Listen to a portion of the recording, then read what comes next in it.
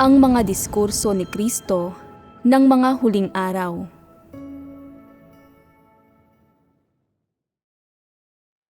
Tanging ang isang tao na maayos na gumaganap sa kanyang tungkulin ng buong puso, isipan at kaluluwa ang nagmamahal sa Diyos.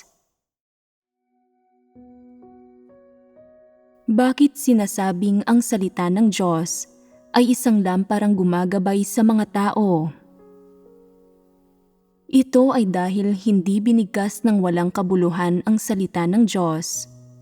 Binigkas ito upang tugunan ang mga tunay na problema ng mga tao. Hindi ito teorya, mabulaklak na retorika, o diskurso. Ang salita ng Diyos ay nakalaan upang gamitin at isagawa mo.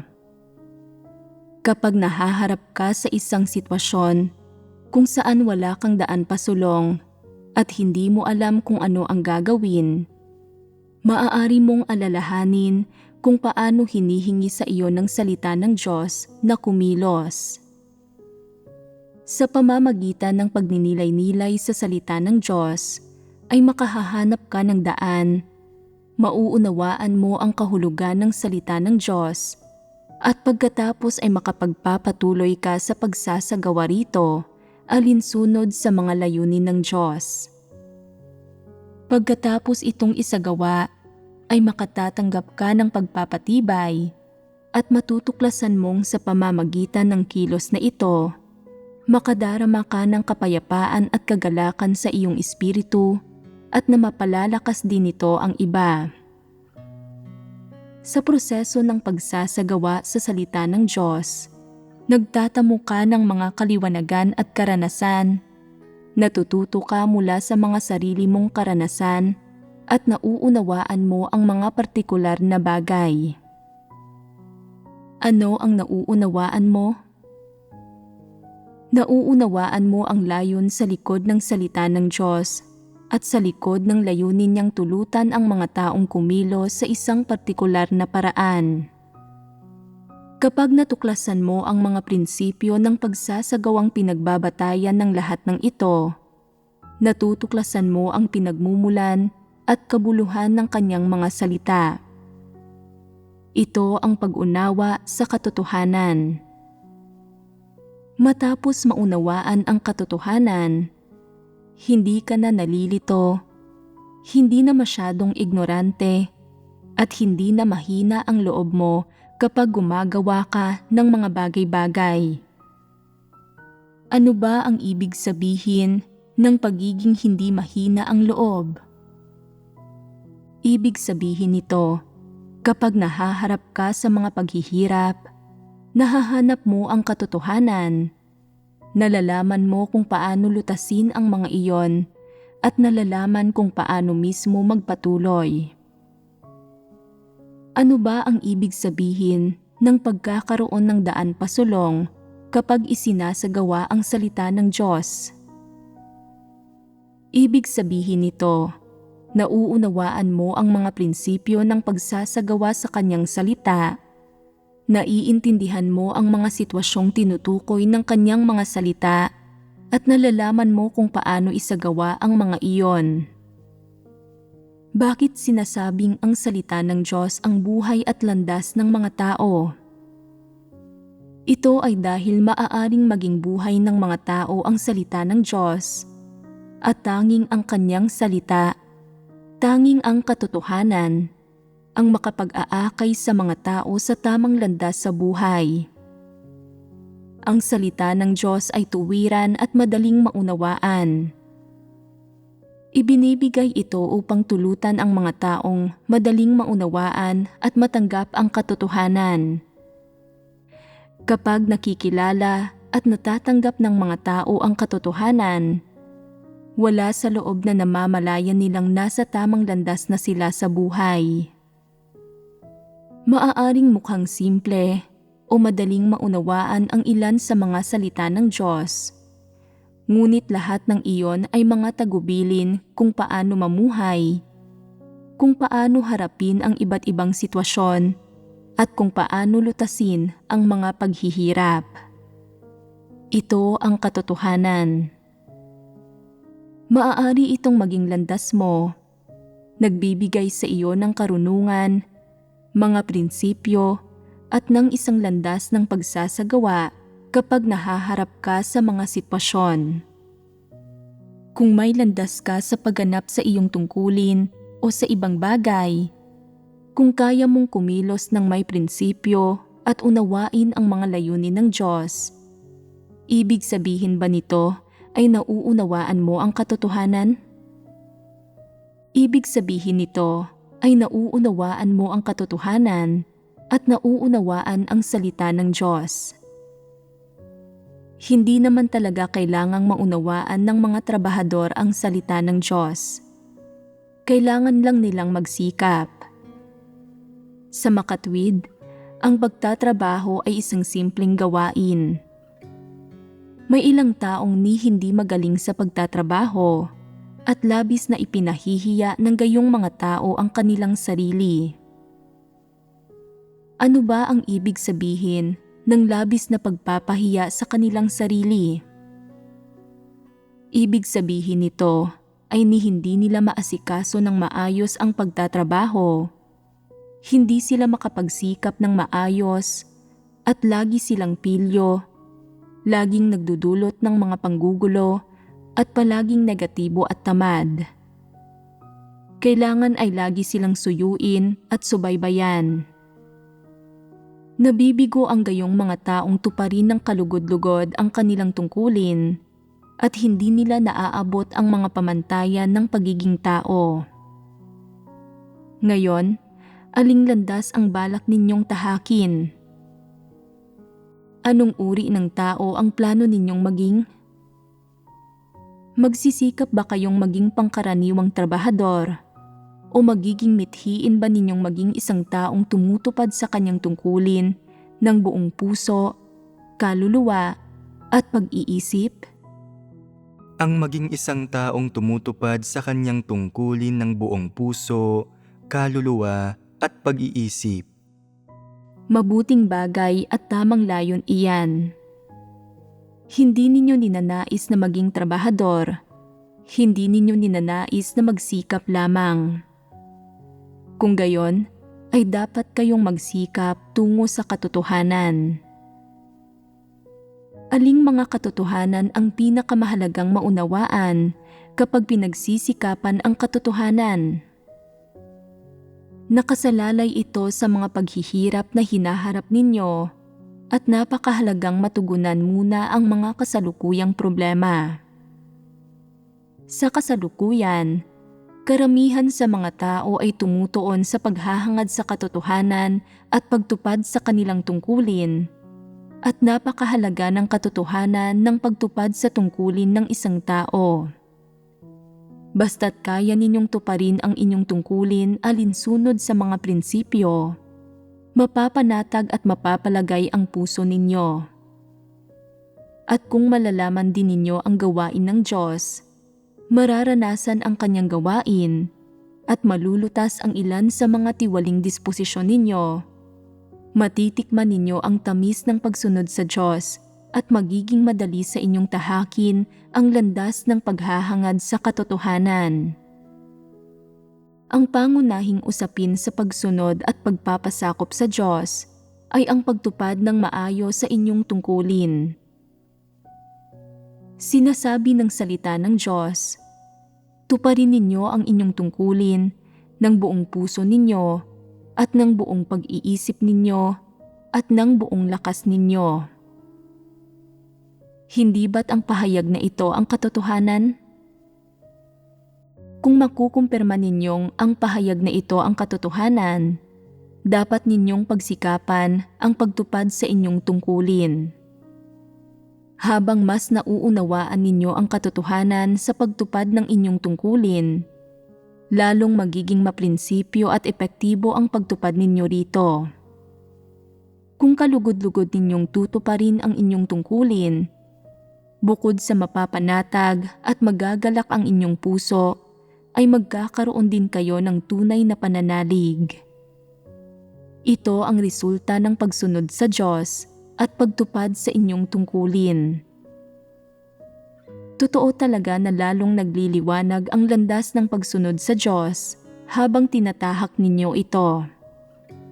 Sa makatuwid, ang pagtupad sa inyong tungkulin ang pinakamakabuluhang bagay na dapat ninyong gawin. Kung magsisikap ka tungo sa katotohanan, alinsunod sa mga hinihingi ng Diyos, tama ang lugar na pinagsimulan mo. Habang nagsisikap ka sa direksyong ito, unti-unti kang makakikita ng mga resulta at magkakaroon ng wangis ng tao.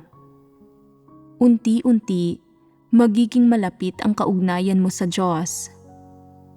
Kapag humaharap ka sa mga pagsubok at kapighatian at medyo nagiging negatibo o nanghihina ka at lumilitaw ang ilang kuro-kuro at maling pagkaunawa, madali mong mahahanap ang katotohanan upang malutas ang mga suliraning iyon at hindi na magiging malalaking problema ang mga iyon.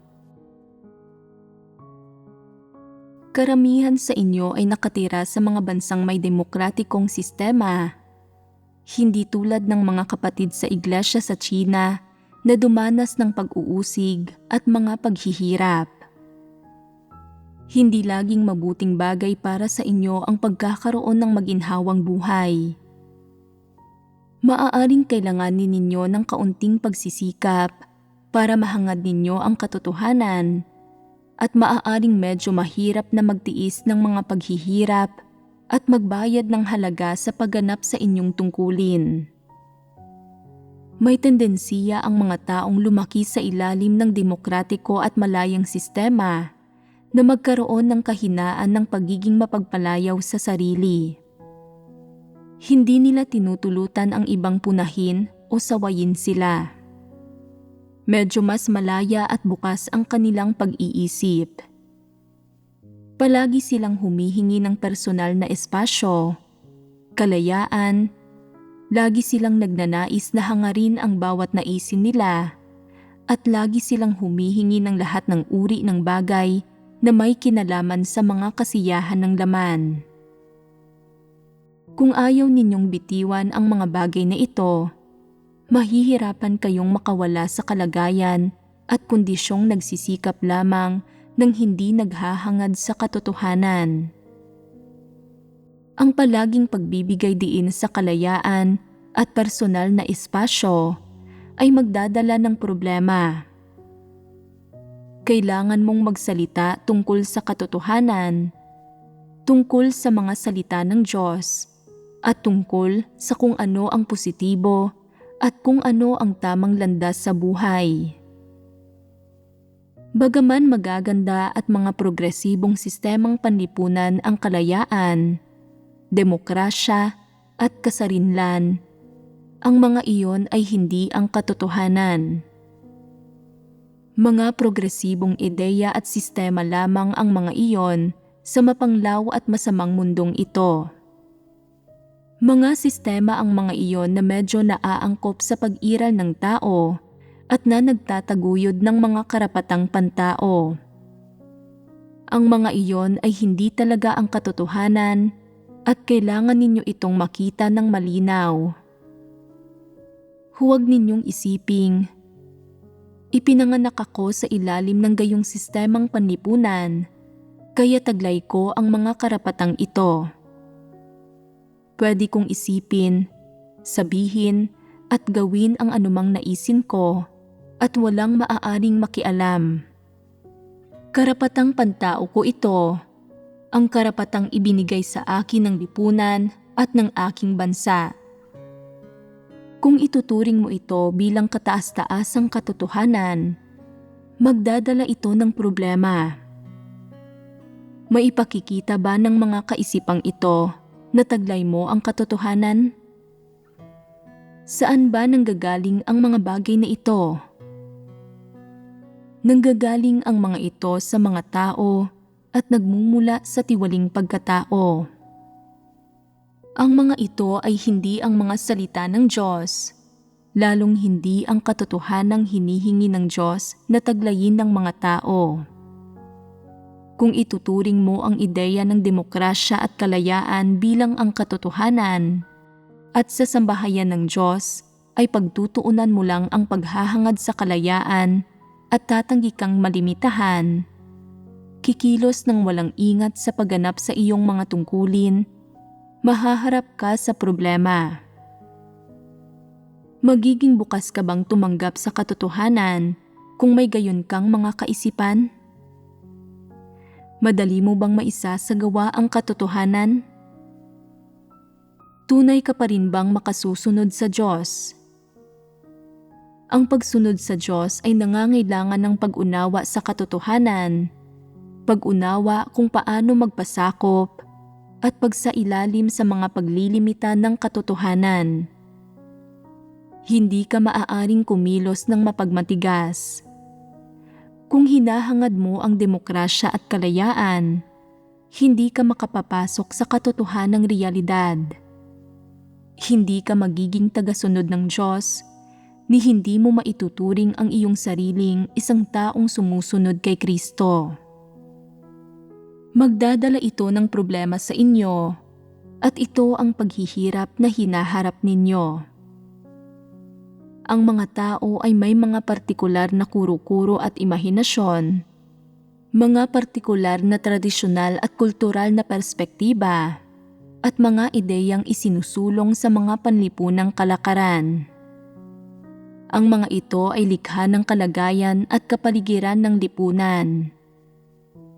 Kung hindi ninyo makikita ang diwa at kalubhaan ng mga suliraning ito, at lagi ninyong ituturing ang pagganap sa mga tungkulin, pananampalataya sa Diyos, at ang atas na ibinigay sa inyo ng Diyos bilang usapin ng mga karapatang pantao at ng kalayaan, kailanman ay hindi ninyo matatahak ang tamang landas at hindi mapapasok ang tamang landas ng pananalig sa Diyos.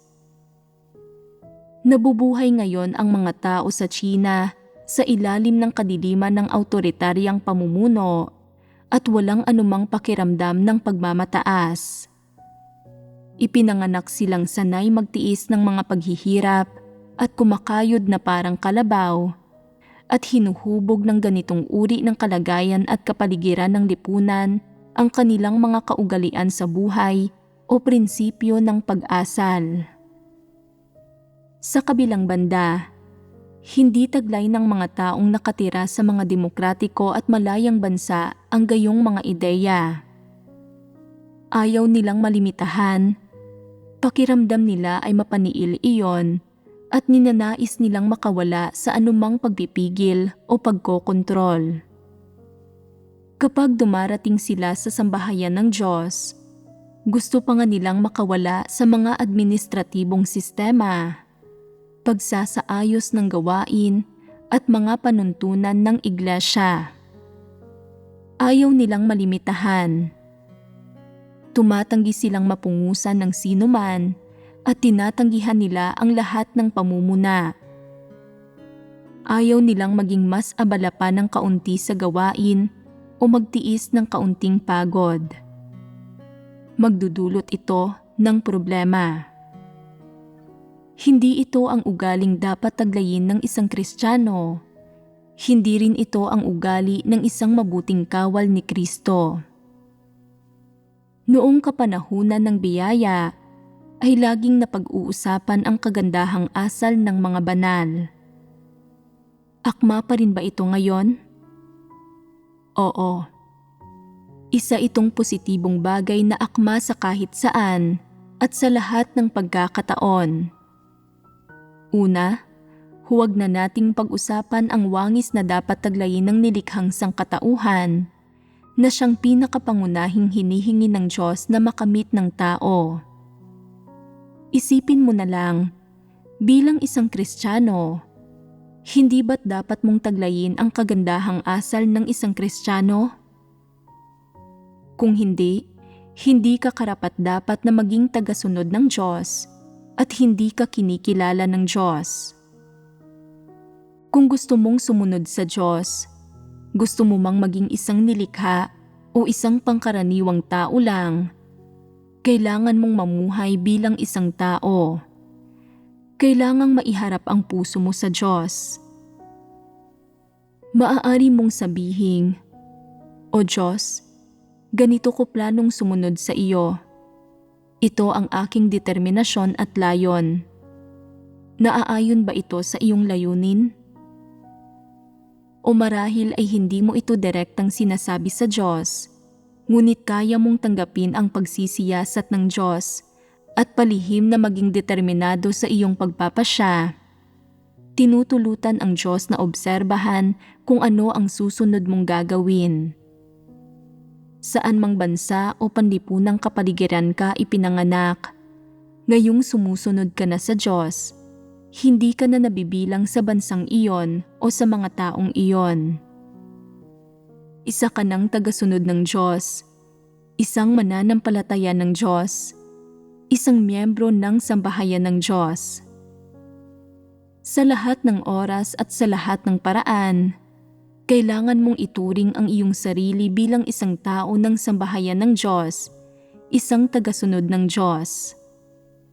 Dapat mong pagsikapang maging mabuting kawal ni Kristo. Sinusukat ang iyong sarili batay sa mga pamantayan ng mga banal. Kung lagi mong sinasabing, Koreano ako, Taiwanese ako, Amerikano ako, lahat tayo ay may kanya-kanyang paraan ng pamumuhay. Isa ka pa rin bang tagasunod ng Diyos? Hindi tama ang perspektiba mo. Malinaw na nabibilang ito sa mga walang pananampalataya.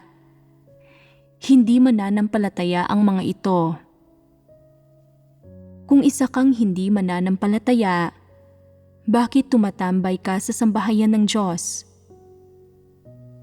Sinusubukan mo bang magkunwaring isang Kristiyano?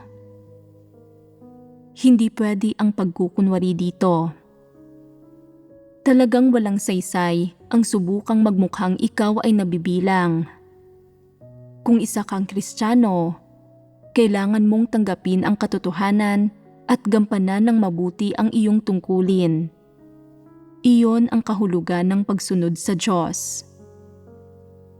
Kung hindi mo kayang gampanan ng mabuti ang iyong tungkulin, hindi na mahalaga kung sa aling bansa ka nanggaling, hindi ka kikilalanin ng Diyos. Ano man ang nasyonalidad ng isang tao, ang mga nananampalataya sa Diyos ay kailangang gampanan ng mabuti ang kanilang tungkulin at tanggapin ang katotohanan. Iyon ang kahulugan ng pagsunod sa Diyos. Kung sinasabi mong nananampalataya ka sa Diyos, ngunit hindi mo tinatanggap ang katotohanan o ginagampanan ang iyong tungkulin, isa kang hindi mananampalataya tulad lamang ng mga walang pananampalataya. Hindi ka alinman sa mga iyon.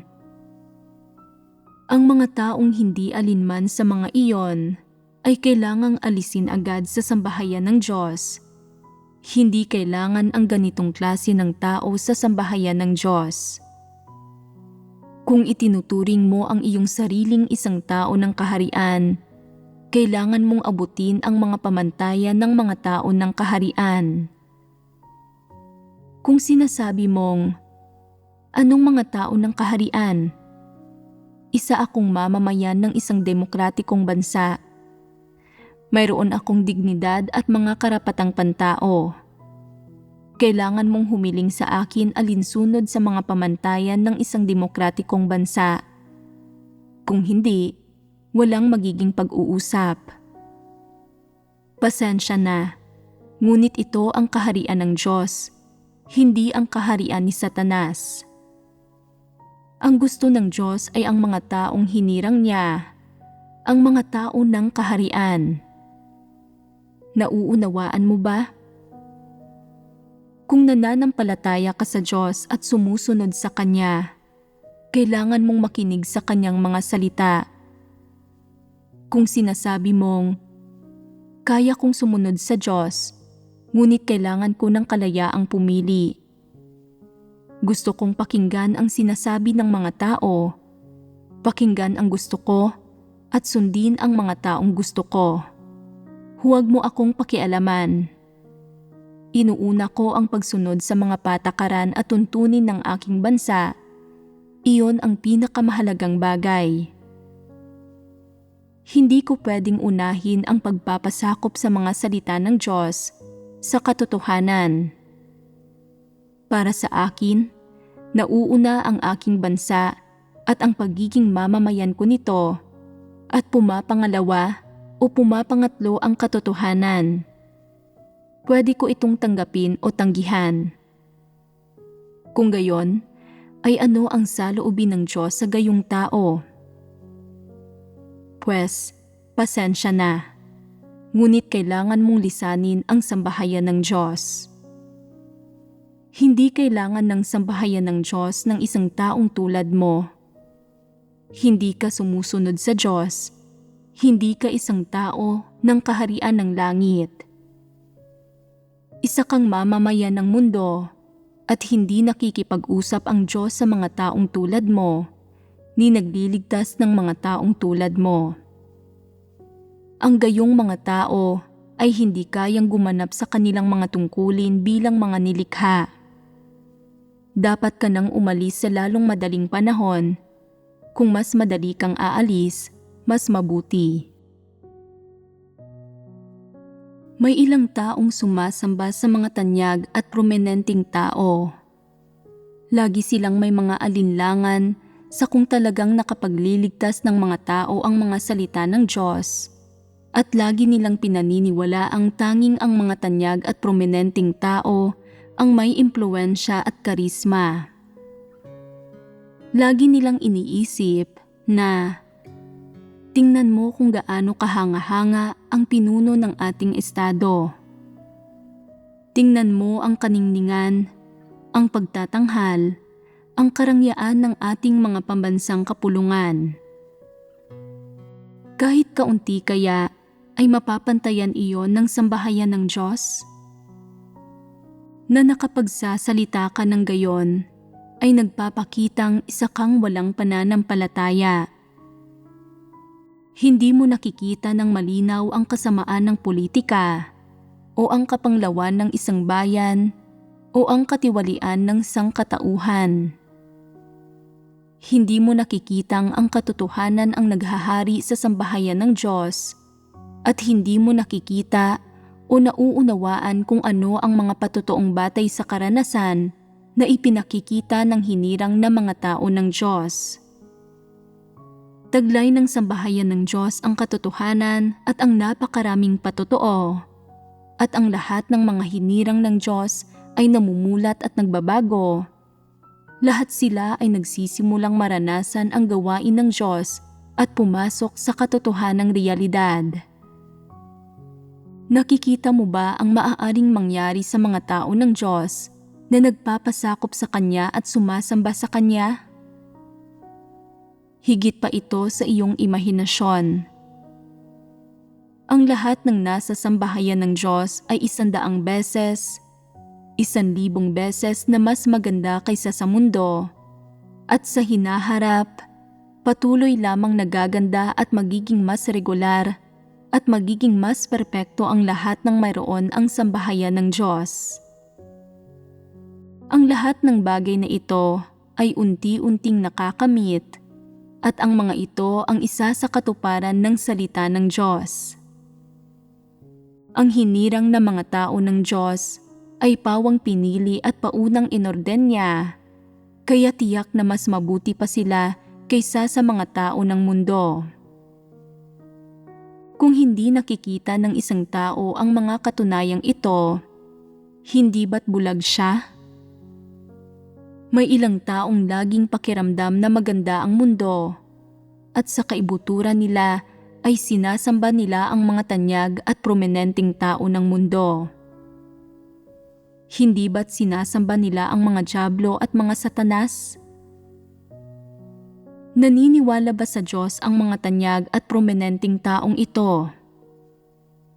Mga tao ba silang nagpapasakop sa Diyos? Mayroon ba silang may takot sa Diyos na puso? Tinatanggap ba nila ang katotohanan? Lahat sila ay mga demonyong lumalaban sa Diyos. Talaga bang hindi mo nakikita iyon? Bakit ka nananampalataya sa Diyos? Yamang sinasamba mo ang mga tanyag at prominenteng tao ng mundo. Paano mo ba talaga tinitingnan ang lahat ng salitang ipinapahayag ng Diyos? Paano mo tinitingnan ang kataas-taasang kapangyarihan ng Diyos sa lahat? May ilang taong bukod sa walang takot sa Diyos, wala rin silang ni katiting na respeto para sa Kanya. Hindi ba't mga hindi mananampalataya sila? Hindi ba't dapat na paalisin agad ang gayong mga tao? At kung hindi sila aalis, ano ang dapat na gawin? Magmadali ka na palayasin sila, paalisin sila. Ang mga hindi mananampalataya ay parang maruruming langaw, masyadong kasuklam-suklam na pagmasdan. Ang sambahayan ng Diyos ay pinaghaharian ng katotohanan at ng Kanyang mga salita at ginagawa ang mga bagay alinsunod sa mga katotohanang prinsipyo. Ang gayong mga tao ay dapat na mapaalis. Ayon sa kanilang mga salita ay nananampalataya sila sa Diyos, ngunit sa kanilang puso, hinahamak nila ang sambahayan ng Diyos at kinamumuhian ang Diyos. Payag ba kayong makahalubilo ang gayong mga hindi mananampalataya? Hindi. Iyon ang dahilan kung bakit kailangan silang mapaalis agad. Gaano man sila kaedukado o kagaling, kailangan silang mapaalis. May ilang taong nagtatanong, hindi ba't kawalan iyon ng pagmamahal? Hindi. Pagkilos iyon ayon sa mga prinsipyo. Ano ang ibig sabihin ko rito? Nagaano man kataas ang tayog mo, gaano man katindi ang determinasyon mong hangarin ang katotohanan o may pananalig ka man sa Diyos, isang bagay ang tiyak. Si Kristo ang katotohanan, ang daan at ang buhay. Hindi ito magbabago magpakailanman. Ito dapat ang maging saligan mo, ang pinakamatibay na pundasyon ng iyong pananampalataya sa Diyos. Dapat mo itong matiyak at hindi pag-alinlanganan sa iyong puso. Kung maging ito ay pag-aalinlanganan mo, hindi ka karapat-dapat na manatili sa sambahayan ng Diyos. Sinasabi ng ilang tao, ang ating bayan ay isang dakilang bayan at ang ating lahi ay isang marangal na lahi. Walang katulad ang dangal ng ating mga kaugalian at kultura. Hindi natin kailangang tanggapin ang katotohanan. Hindi ba tinig iyon ng mga hindi mananampalataya? Tinig iyon ng mga hindi mananampalataya at kailangang mapaalis ang gayong mga hindi mananampalataya. May ilang taong malimit magbunyag ng tiwaling disposisyon at kung minsan, walang pakundangan at walang pagpipigil ang kanilang disposisyon. Subalit tunay ang kanilang pananalig sa Diyos at kaya nilang tanggapin ang katotohanan. Kung sasailalim sila sa isang antas ng pagpupungos, makapagsisisi sila. Ang gayong mga tao ay dapat na mabigyan ng pagkakataon. Medyo hangal ang mga tao o hindi nila nakikita ng malinaw ang mga bagay-bagay o naililigaw sila o sa isang sandali ng kahangalan, maaari silang magsabi ng magulong bagay o umasal sa isang magulong paraan dahil hindi nila nauunawaan ang katotohanan. Dulot ito ng isang tiwaling disposisyon. Dulot ito ng kahangalan, kamangmangan, at ng kawalan ng pagkaunawa sa katotohanan. Gayunman, ang gayong mga tao ay hindi kauri ng mga hindi mananampalataya. Ang kinakailangan dito ay gamitin ang pakikipagbahaginan sa katotohanan upang malutas ang mga problemang ito. May ilang ilang taon nang sumasampalataya sa Diyos na hindi talaga tumatanggap sa katotohanan at hindi nagbago kahit kaunti. Sila ay mga hindi mananampalataya. Hindi sila mga tao ng sambahayan ng Diyos at hindi sila kinikilala ng Diyos. Ano ang ibig sabihin kapag sinasabi ko ang mga bagay na ito? Ibig sabihin nito ay sinasabi kong masipag ninyong hangarin ang katotohanan. Huwag lamang kayong magsikap.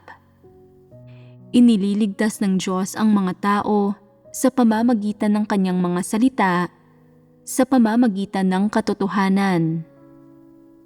Ang pinakatuwirang paraan ay tulutan kayong maintindihan ang katotohanan at malutas ang mga praktikal na problema habang ginagampanan ang inyong mga tungkulin. Binibigyang daan kayo nitong isagawa ang katotohanan at magpasakop sa Diyos. Sa ganitong paraan, mabibigyang lugod ang Diyos at mapapanatag ang kanyang puso. Ano ba ang pinakaayaw makita ng Diyos? Marami nang binigkas na salita ang Diyos. Marami na siyang ipinahayag na katotohanan at malaki na ang inilaan niyang pagsisikap at malaki na ang ibinayad niyang halaga para sa inyo. Sa huli, ang nakakamit niya ay isang grupo ng mga taong nagsisikap lamang at ang natitira na lamang ay isang grupo ng mga taong nagtatrabaho. Hindi nauunawaan ng mga taong ito ang katotohanan. Hindi nila nauunawaan ang mga layunin ng Diyos. Bagkus ay nagsisikap lamang sila. Bagaman nananatili ang mga taong ito, hindi sila umaayon sa mga layunin ng Diyos. Hindi sila maituturing na mga tunay na nilikha. Ito ang pinakaayaw makita ng Diyos at wala ito sa orihinal na layunin ng plano ng pamamahala ng Diyos upang iligtas ang sangkatauhan. Kailangan ay buong puso ninyong tanggapin ang katotohanan at huwag kayong sumunod sa mga kalakaran ng mundo o mamuhay alinsunod sa pilosopiya ni Satanas. Ang pagsunod sa Diyos ay nangangailangan ng pagganap sa inyong tungkulin at ang pagganap ng mabuti sa inyong tungkulin ay nangangailangan ng pagtanggap sa katotohanan. Napakahalaga nito. Maraming taong ipinagwawalang bahala ang katotohanan sa kanilang pananampalataya sa Diyos. Hindi nila isinasagawa ang katotohanan kahit pagkalipas ng maraming taon ng pananalig at nagpapakita sila ng ganap na kawalan ng interes. Hindi mananampalataya ang mga taong ito at hindi magtatagal ay ititiwalag sila. May ilang taong nabubuhay lamang para sa laman, para sa personal na pakinabang, at pinapagod nila ang kanilang sarili sa mga pakikipag-ugnayan sa mga tao. Tinatalikuran ang mga tungkulin nila. Hindi siniseryoso ang mga iyon at hinahangad ang mga kasiyahan ng laman. Hindi ba't masyado itong makasarili at kasuklam-suklam? Hindi minamahal ng gayong mga tao ang katotohanan. Minamahal lang nila ang personal na pakinabang at banidad. Namumula ang kanilang mukha at nagagalit sila dahil sa maliliit na pakinabang. Isinusuko ang kanilang integridad at dignidad bilang tao. Hindi ba't sila ay mangmang at hangal? Ang mga taong tunay na nagmamahal sa katotohanan, anuman ang mga sitwasyong hinaharap nila, ay dapat munang hanapin ang katotohanan sa presensya ng Diyos. Dapat silang umiwas na makipagtalo o makipagbangayan sa iba. Ang gayong pag-uugali ay kulang sa gulang at walang kabatiran. Kapag nagtitipon-tipon ang maraming tao, lilitaw ang iba't ibang suliranin dahil maraming uri ng tao at walang katapusan ang mga usapin tungkol sa tama at mali. Ganitong-ganito ang tiwaling sangkatauhan. Kapag kasama ang mga walang pananampalataya, mas malubha pa ang sitwasyon. Ang bawat araw ay puno ng antagonismo at nag-iinit na tensyon. Ganoon lang talaga kamapanganib ang mundo.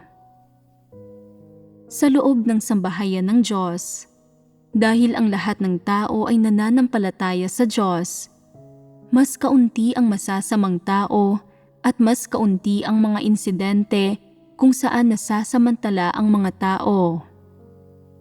Iilan lang ang pagtatalo at pag-aaway.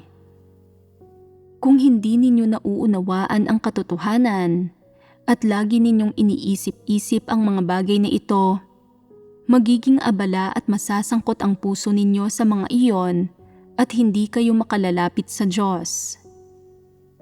Kailangan ninyong makawala sa gayong mga kalagayan at ipinakikita ng gayong pag-uugali ang isang tayog na kulang sa gulang.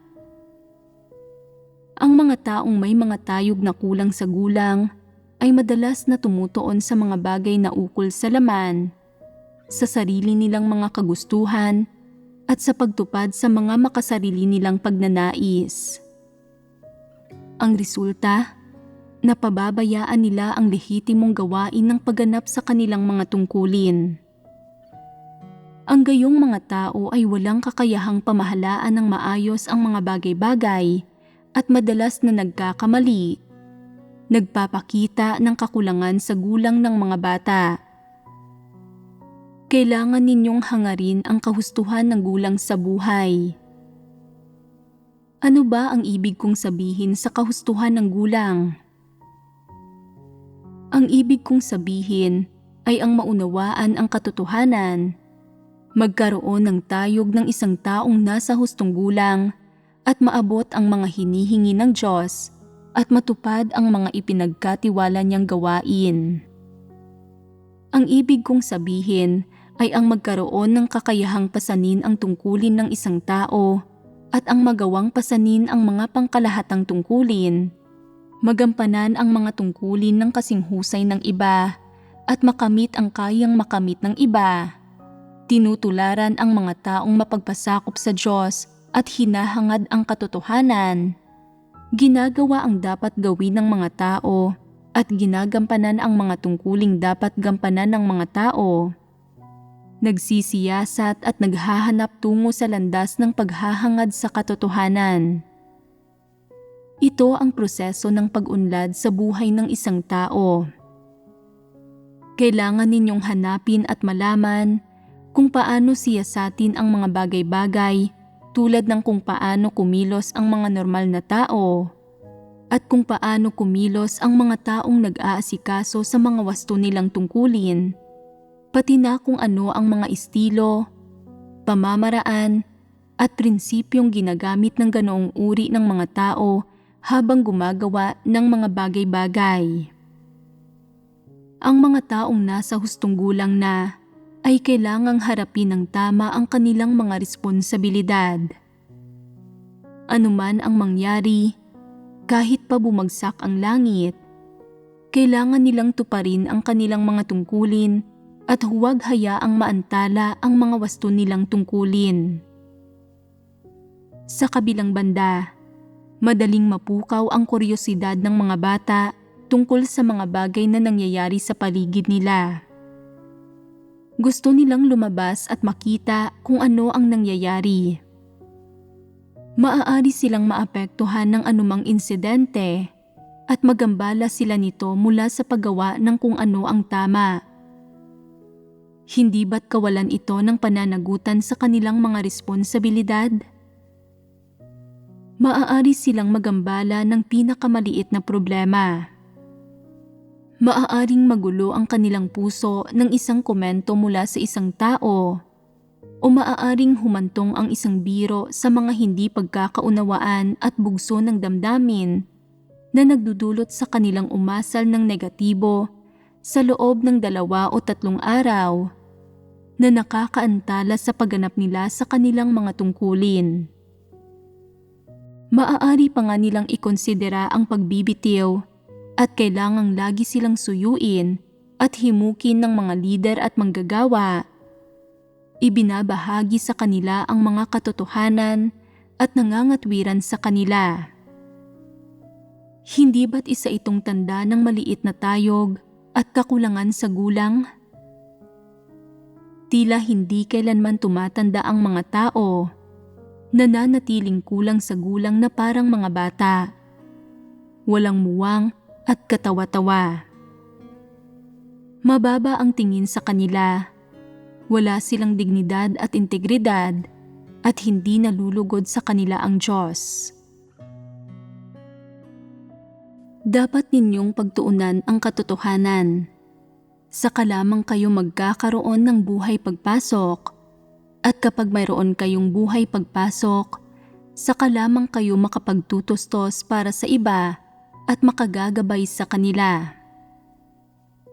Kung natuklasan na ang mga ikinikilos ng iba ay sumasalungat sa katotohanan, dapat natin silang mapagmahal na tulungan upang pagpunyagian ang katotohanan. Kung nagagawa ng iba na isagawa ang katotohanan, at may mga prinsipyo sa kung paano nila ginagawa ang mga bagay-bagay, dapat tayong matuto mula sa kanila at gayahin sila. Ito ang ibig sabihin ng pagmamahalan sa isa't isa. Ito ang uri ng kapaligirang dapat na mayroon sa loob ng iglesia. Ang lahat ay nakatuon sa katotohanan at nagsusumikap na ito ay makamit. Hindi mahalaga kung gaano katanda o kabata ang mga tao o kung sila man ay matatagal ng mananampalataya o hindi. Ni hindi mahalaga kung mahusay ang kanilang kakayahan o hindi. Ang mga bagay na ito ay walang halaga. Sa harap ng katotohanan, lahat ay pantay-pantay. Ang mga bagay na kailangan mong tingnan ay kung sino ang nagsasalita ng tama at naaayon sa katotohanan, kung sino ang nag-iisip sa mga interes ng sambahayan ng Diyos, kung sino ang nagdadala ng pinakamabigat na pasanin sa gawain ng sambahayan ng Diyos, na nakakaunawa ng mas malinaw sa katotohanan, na may diwa ng pagiging makatarungan at handang magdusa. Ang gayong mga tao ay dapat suportahan at palakpakan ng kanilang mga kapatid. Ang kapaligirang ito ng katuwiran na nagmumula sa paghahangad na matamo ang katotohanan ang kailangang mamayani sa loob ng iglesia. Sa ganitong paraan, magkakaroon ka ng gawain ng banal na espiritu at pagkakalooban ng Diyos ng mga pagpapala at patnubay. Kung ang kapaligirang namamayani sa loob ng iglesia ay ang pakikipagtsismisan, pagdudulot ng di kinakailangang problema, pagtatanim ng sama ng loob sa isa't isa, paninibugho sa isa't isa, at pakikipagtalo sa isa't isa, tiyak ngang hindi gagawa sa inyo ang banal na espiritu. Ang pakikipag-alitan sa isa't isa at palihim na awayan, pandaraya, panlilinlang, at pagbabalak ng masama laban sa isa't isa. Ito ay kapaligiran ng kasamaan. Kung ang gayong kapaligiran ang namamayani sa loob ng iglesia, tiyak ngang hindi gagawin ng banal na espiritu ang kanyang gawain. Sa Biblia, sinabi ng Panginoong Hesus ang mga sumusunod. Kung pagkasunduan ng dalawa sa inyo sa lupa ang nauukol sa anumang bagay na kanilang hihingin, ay gagawin sa kanila ng aking Ama na nasa langit. Sapagkat kung saan nagtitipon ang 2 o 3 sa aking pangalan, ay naroroon ako sa gitna nila. Ito ang salita ng Diyos. Ito ang katotohanan. Kapag nagsalita ang Diyos, natutupad ito. Kung sasalungat ka sa layunin ng Diyos at hindi ka susunod sa kanyang mga salita, lalayo ang Diyos sa iyo.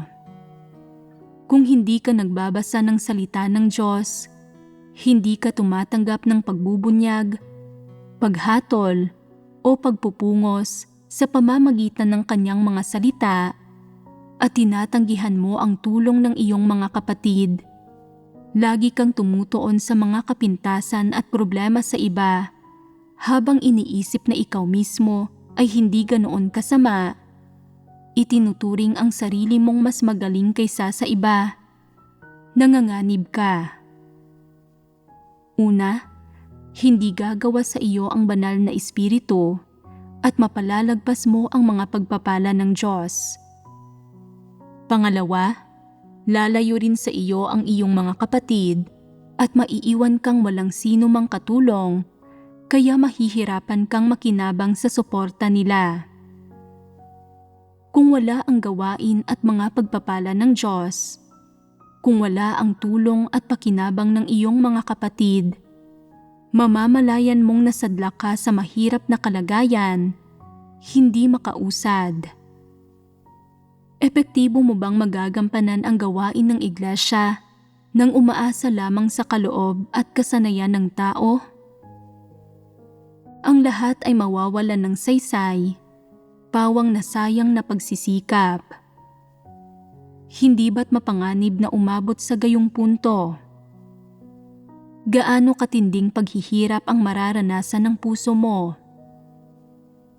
Ano't anuman, kailangan mong tahakin ang tamang landas, ang landas ng paghahangad sa katotohanan, upang matanggap mo ang mga pagpapala ng Diyos at ang tulong ng iyong mga kapatid. Walang patutunguhan ang pagtahak sa sarili mong landas, at ang mga taong hindi naghahangad sa katotohanan ay maititiwalag sa huli. Masisimulan ninyo itong mapahalagahan habang unti-unti ninyo itong nararanasan sa paglipas ng panahon. Sa lahat ng pagsisikap ninyo, kailangan ninyong hanapin ang mga katotohanang prinsipyo hanggang sa maging iisa ang puso at isip ninyo. Saka lamang kayo makapagtutulungan ng maayos, tulad lang ng mga hibla ng lubid na sama-samang pinilipit. Kapag mayroong maayos na pagtutulungan, magagampanan ninyo ng mabuti ang inyong mga tungkulin at mabibigyang lugod ang Diyos.